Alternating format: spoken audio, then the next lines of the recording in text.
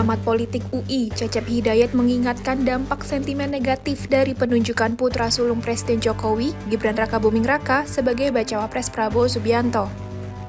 Menurut Cecep, sentimen negatif itu dapat merugikan pasangan Prabowo Gibran dalam peluang mereka menarik suara masyarakat. Namun, Cecep sebut jika sentimen negatif itu sampai ke lapisan masyarakat bawah hingga ke akar rumput, bisa menjadi peringatan karena dapat memengaruhi jumlah suara mereka. Sentimen negatif yang muncul bukan hanya ditujukan kepada Gibran yang diduga menggunakan Jokowi Effect dalam meniti karirnya, tetapi juga pada Prabowo dan Jokowi. Menurut Cecep, pemilihan Gibran sebagai bacawa pres Prabowo mampu menarik suara dari pemilih Jawa Tengah dan kaum milenial serta Gen Z.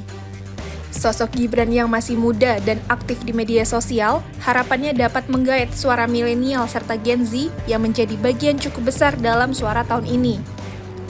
Namun, Cecep mengingatkan jika sentimen negatif yang muncul juga masuk ke kalangan milenial dan Gen Z, sangat mungkin memengaruhi suara Prabowo dan Gibran.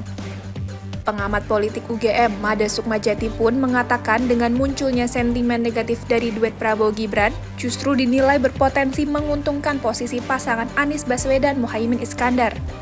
Apalagi, Mada sebut hanya Anies dan Caimin yang dengan tegas membawa isu perubahan dibandingkan dua pasangan lainnya. Menurut Mada, dalam beberapa lembaga survei sebelumnya, elektabilitas Prabowo lebih favorit di kalangan milenial dan Gen Z. Namun, pengusungan Gibran sebagai bacawa presnya yang diwarnai dengan polemik, kemungkinan akan membawa ketidakpuasan dari kalangan tersebut.